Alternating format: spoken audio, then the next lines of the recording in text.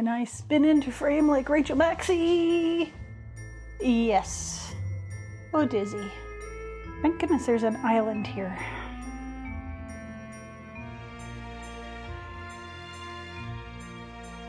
I have a fantastic kitchen, and one side effect is that with the recent Christmas season, I've rediscovered baking. Unfortunately, this is the only apron in this house that comes close to fitting me.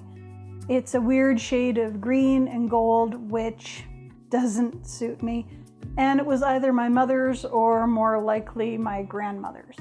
I have a vague recollection of seeing her doozering around the house wearing it in the late 90s. It's purely functional with very little aesthetic, even though it probably qualifies as vintage in its own right. I'd rather not put that to the test. I have a pattern I picked up from Studio Handworks probably in 2021 or 2022 when Cottagecore was reaching its peak. It's the Grace Pinafore apron, and it goes up to a US 34 or EU 5XL. The pattern says the skill level is experienced. We'll see about that. I bought a cranberry colored fabric featuring a paisley design. Hooray for end of year sales and my Fabricland membership. Thankfully, the paisley doesn't require the fabric to be oriented a certain way. I'd hoped to use a black floral fabric I'd picked up with Mum long ago, but not only did I not have enough fabric, the floral pattern didn't look quite as good when laying out the pattern widthwise. Anyhow, let's put it in the washing machine and we'll see how it turns out.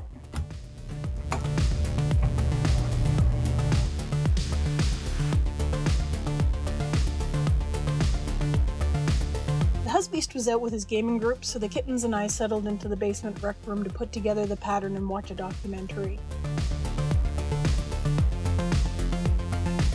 The thing giving off that glow was a really cheap light box I picked up online from Wish a few years ago. I bought it for tracing things from my sketchbook to ink, and instead find it much more useful for lining up the arrows on printed home patterns. While I'm cutting things out and the kittens are looking for trouble to get into, why not think about booping that like button, or if you haven't already, subscribing to the channel.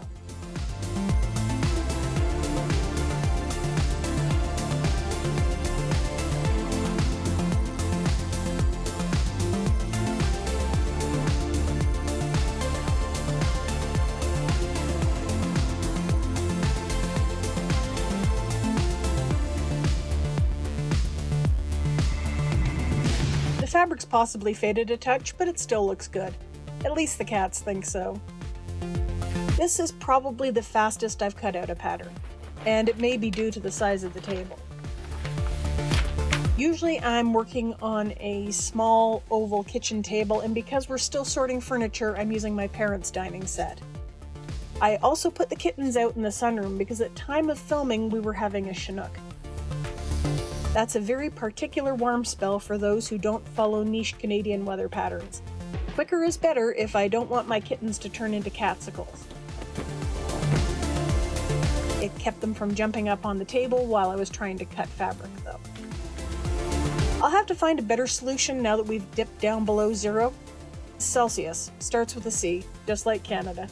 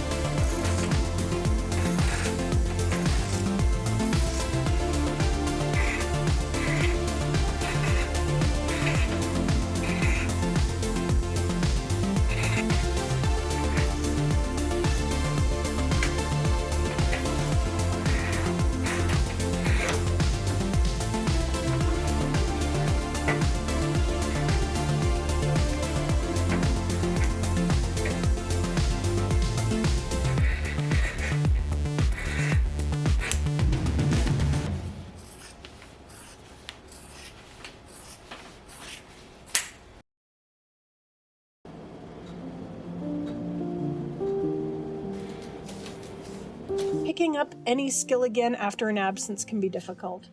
Mum made mincemeat pies every year for my dad, and accidentally the husbeast as well. He loves them. I'm more an apple or pumpkin pie girl myself. While I did go to the store for more supplies to make mincemeat, I did find a jar in the freezer from Mum's last batch. It's been a long time since I baked anything on the scale of a pie. I think I was in Girl Guides the last time I did it from scratch, not using a pre-made pie shell, so this was a bit of an adventure. Mum loved the America's Test kitchen recipes, so I dug out one of her bookmarked cookbooks and gave it a whirl. Once everything is mixed together, stick it in the fridge to cool. We'll come back to it later.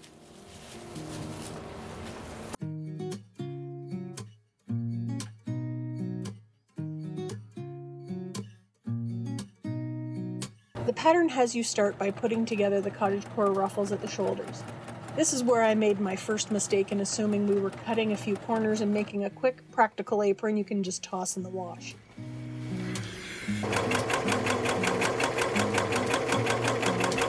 Instead of finishing the edge with a rolled hem, the pattern suggests serging and turning under. You still have to sew the gathering stitches and gather to the shoulder straps, but the lack of rolled edge made me think this was a slightly less involved project.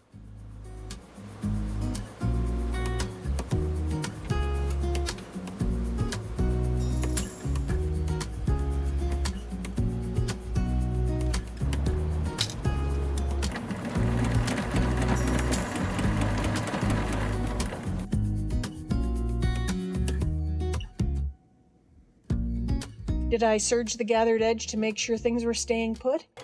Indeed I did.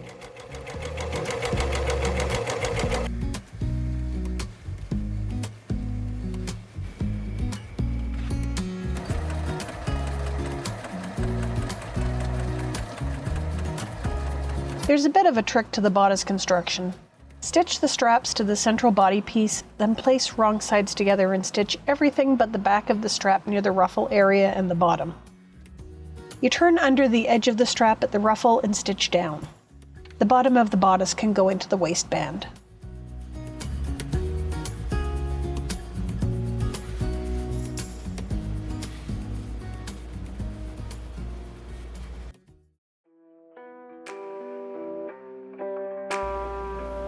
My entourage is on break.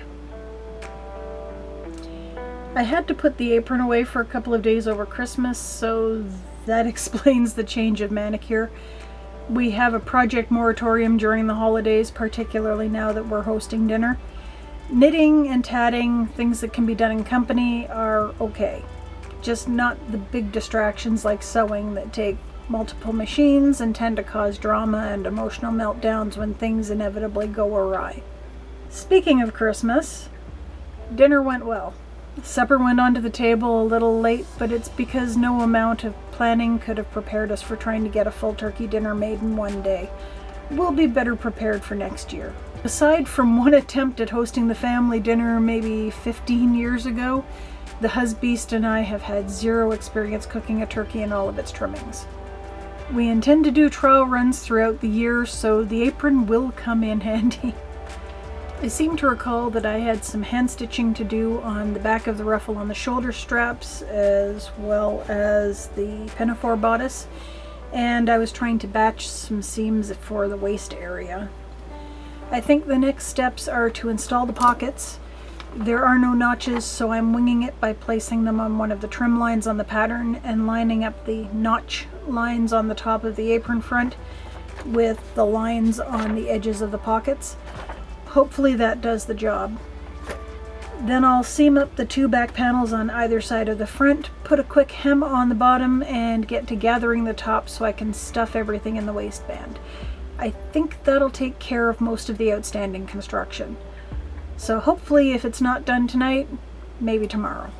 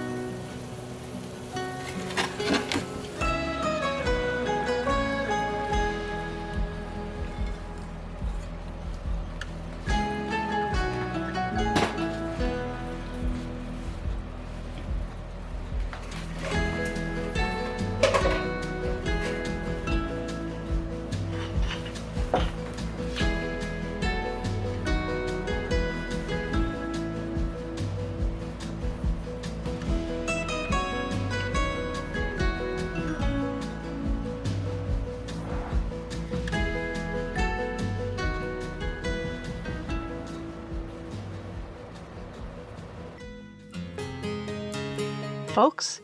I don't think this apron is meant for baking pies.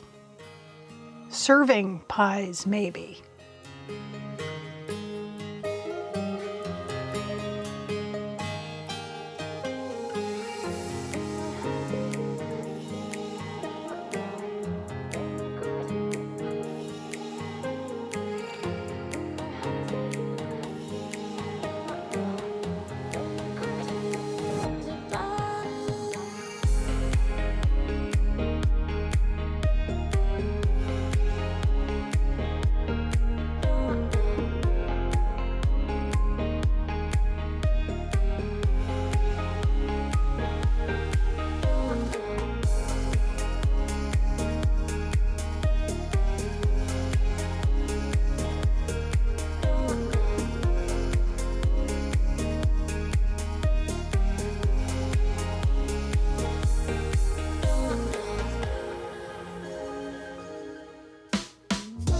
Okay, let's talk about this. This apron is more garment than garment protection, at least in comparison to all the other aprons I've had. I expected it to be cute and ruffly, but it's so sturdy it deserves to have a full-size skirt and be a dress. Let's put a pin in that because we'll circle around to it in a moment. I wouldn't say you need to be an experienced sewist to make this pattern. Yes, it calls for an overlocker or zigzag stitch, but ruffles, waistband seams, and turned out waist ties are all pretty basic. I don't know if I'd classify myself a novice or an intermediate sewist by now, but my biggest hurdles were motivation and time management. Knowledge wasn't even really a factor. I guess it helps that I mostly followed the directions. Where I went off the beaten path probably contributes to the sturdy factor, actually. I overlocked a couple of extra things to keep them in place, and I used bias tape on the hem instead of doing a regular fold-over edge. So there's a bit more craftsmanship built in. I guess overbuilding it is better than cutting so many corners it falls apart. The pinafore is a little too big in the chest and too small in the waist/skirt. I had done a brief paper fitting of the chest after I cut it out because I wasn't sure of the size and figured it was good to go. I didn't take into account the extra couple of inches per side of the ruffly straps. I could probably stand to go down a size or two in the chest. Something I never thought I'd hear myself say. Comparing the way it fits me to the model pictures, the skirt of the apron should go all the way around the waist. Very much like a full dress. Am I disappointed? Yeah, but I probably could have checked the waistband measurement prior to cutting the fabric. It's not a total wash. I'll disassemble it when I have some time and cut down the bodice. I have quite a bit of fabric left over because I wasn't sure how much I'd actually need. I'll likely lengthen the waistband and let out the gathering in the skirt to compensate. If I need to, I'll just add another skirt panel or two. This will be a fantastic aesthetic whimsigoth or dark cottagecore accessory, just maybe not a kitchen apron. Maybe I'll trace Grandma's functional apron pattern and widen it for my own purposes. Let me know if that's something you'd like to see. Here's a fun question. Will I make this apron again? Quite possibly. I'd love to find a nice linen and do a little embroidery on the pockets and the pinafore. Seriously, who even am I? Embroidery? At this rate, I'll be considering quilting. I need a new shirt to go under this thing. One that isn't really old or already burgundy. I'll add it to the list. Let me know if that's something